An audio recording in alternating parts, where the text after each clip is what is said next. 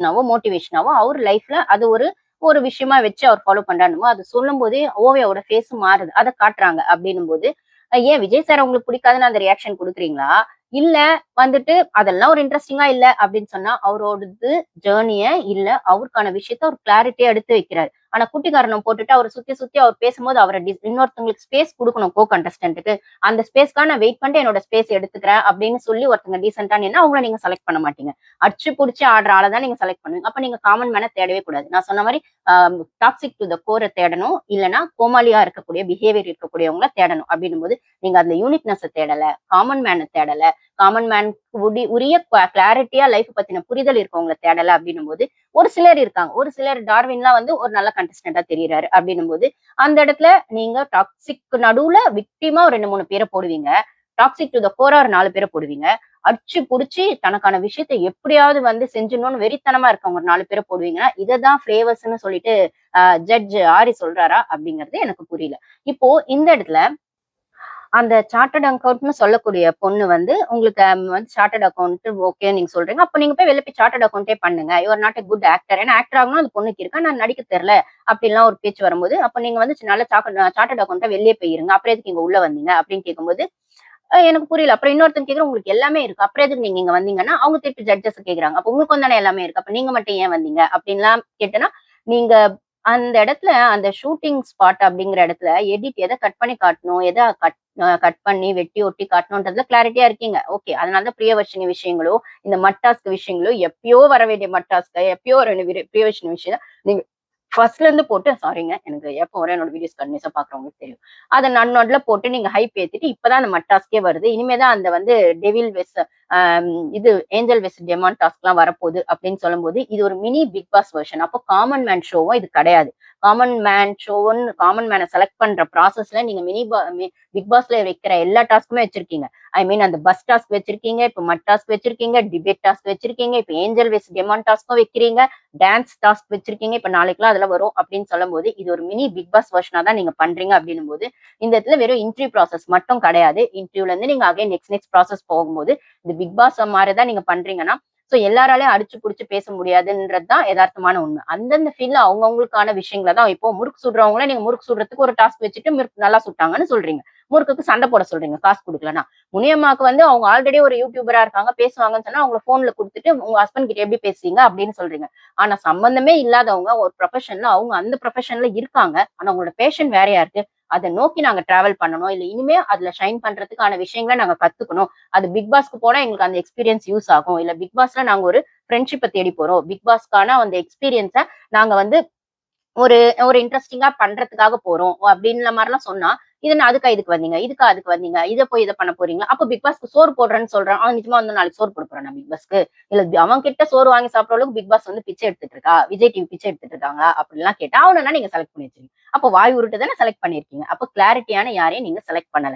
அந்த டேட்டா அனலிஸ்ட்ன்னு சொல்லக்கூடிய டேட்டா சயின்டிஸ்ட்ன்னு சொல்லக்கூடிய அவரு வந்து சுப்ரமணியம் எனக்கு தெரிஞ்சு வெளியில ரிஜெக்ட் ஆயி வந்தவங்கலாம் அவ்ளோ கிளாரிட்டியோட நீட் அண்ட் ஜென்யூனா பேசுறாங்க.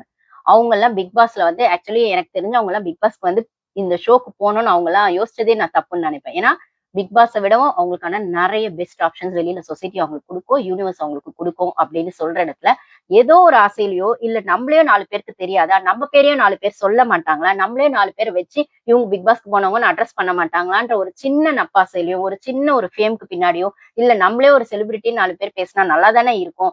அப்படிங்கிற ஏதோ ஒரு ஆசையில அவங்கலாம் போய் மொக்க வாங்கிட்டு வந்தாங்க.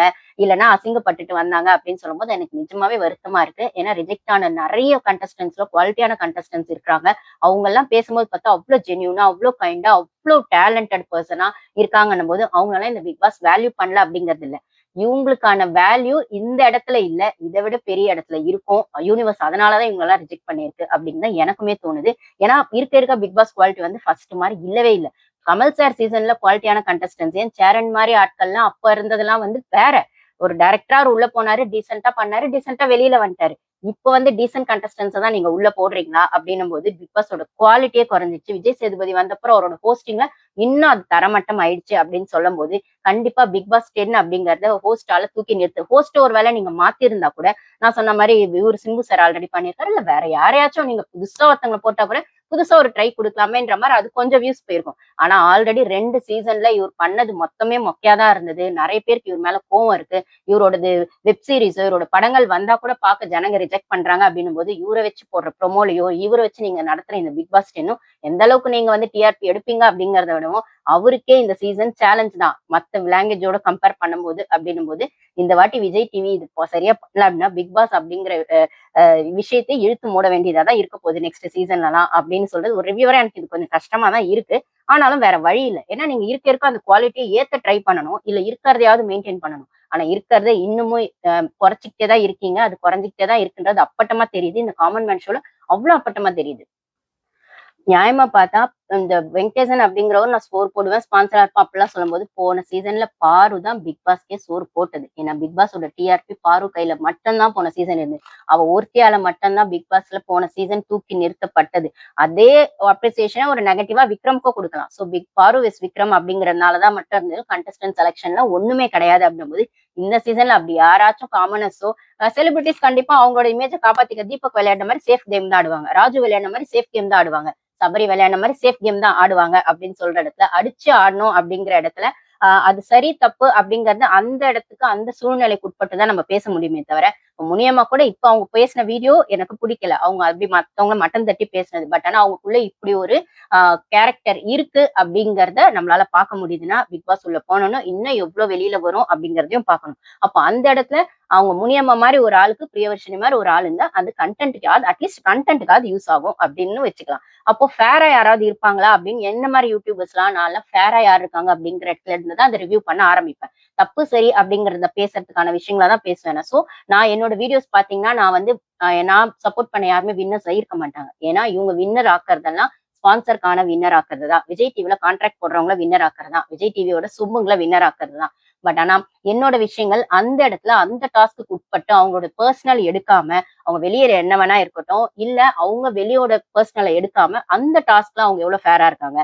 இல்ல அந்த அந்த இடத்துல அவங்களுக்கான யூனிக்னெஸ் அவங்க என்ன காட்டிக்கிறாங்க அப்படிங்கிற இடத்துல தான் என்னோட ரிவ்யூ இருக்கும்னா, நான் முத்து வெஸ் ஜாக்லின் வரும்போது ஜாக்லின்க்கு தான் சப்போர்ட் பண்ணியிருக்கேன். பாரு, விக்ரம், கனி அப்படின்னு வரும்போது கமருதீன் ஸ்டார்ட்டிங் திட்டினாலுமே அவருக்கான ஒரு விஷயங்கள் அவரு வந்து ஃபேரா ஒரு சில இடத்துல கொஞ்சம் குழம்பி தவிச்சதையும், அந்த இடத்துல அவர் அந்த அந்த வீட்டுக்குள்ள சர்வே பண்றதுக்கான யோசனையும் இருக்கும்போது, அப்போ பாரு கமருதீன் அவங்களுக்கான ஃப்ரெண்ட்ஷிப்ன்னு பேசும்போது, ஒரு சில இடத்துல கமருவ நானுமே நெறைய விமர்சனம் பண்ணியிருக்கேன். அதுக்கப்புறம் அவங்களுக்கான ஃப்ரெண்ட்ஷிப் வரும்போது, அதுக்கான விஷயங்கள எடுத்து வச்சிருக்கேன் அப்படின்னு சொல்லும்போது, நான் வந்து ஜெயிக்கிற பக்கம் தான் நிப்பேன்லாம் நான் சொல்ல மாட்டேன். இந்த சீசன் அதே மாரி ஹோஸ்ட்டும் நெறைய நான் போன சீசன்ல பேசியிருக்கேன். ஹோஸ்ட் ஃபேராவே இல்ல அப்படின்னு சொல்லி. இந்த சீசனா அவர் வந்தது எனக்கு பிடிக்கல தான். பட் ஆனா அகைன் இந்த சீசன்ல அந்த ஷோவ ரிவ்யூ பண்றது அப்படிங்கிறத விட, அந்த ஷோவ இவங்க எப்படி கொண்டு போறாங்க?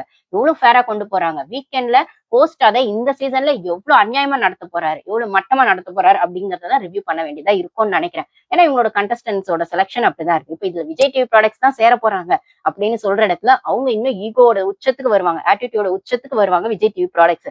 நாங்க ஆல்ரெடி ஒரு செலிபிரிட்டி, ஆல்ரெடி ஒரு சீரியல் ஆர்டிஸ்ட், ஆல்ரெடி எங்களுக்கு வந்து இவ்வளவு ஃபாலோவர்ஸ் இருக்காங்க. நாங்க வந்து சோசியல் மீடியால அவ்ளோ வந்துட்டு இன்ஸ்டால அவ்ளோ பெரிய இதுவா இருக்கும் அப்படின்னு சொல்லி கொடி பிடிச்சுக்கிட்டு தான் அவங்க வருவாங்க அப்படின்னும்போது, அவங்க கூட சேர்ந்து காமனர்ஸ் வந்து விளையாடும்போது எப்படி இருக்கும் அப்படிங்கிறத நான் ஆல்ரெடி தெலுங்கு சீசன்ல பார்த்திருக்கும்போது, இந்த தமிழ் சீசன்ல அது எப்படி போகுதுன்னா, இந்த கண்டஸ்டன்ட் செலக்ஷன வச்சு பார்க்கும்போது, அந்த அளவுக்கு பெருசா இருக்காதுன்னு தான் தோணுது.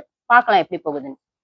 அப்ப நான் காமனர்ஸ் செலிபிரிட்டீஸ் அப்படிதான் போடுவாங்க அப்படின்னா, போன சீசன்ல தெலுங்கு சீசன்ல எப்படி இருந்ததுன்னு நான் ஒரு எக்ஸாம்பிள் உங்களுக்கு சொல்லிடுறேன். உங்களுக்கு வேணும்னா வீடியோஸ் போய் பாருங்க. 2 வீடு இருக்கும். இப்ப இந்த சீசன்ல கூட வீடெல்லாம் ஒண்ணு காட்டுறாங்க. அது உண்மையா பொய்யா? அது உண்மையா பொய்யா? வீடு எப்படி வேணா இருக்கட்டும்ங்க.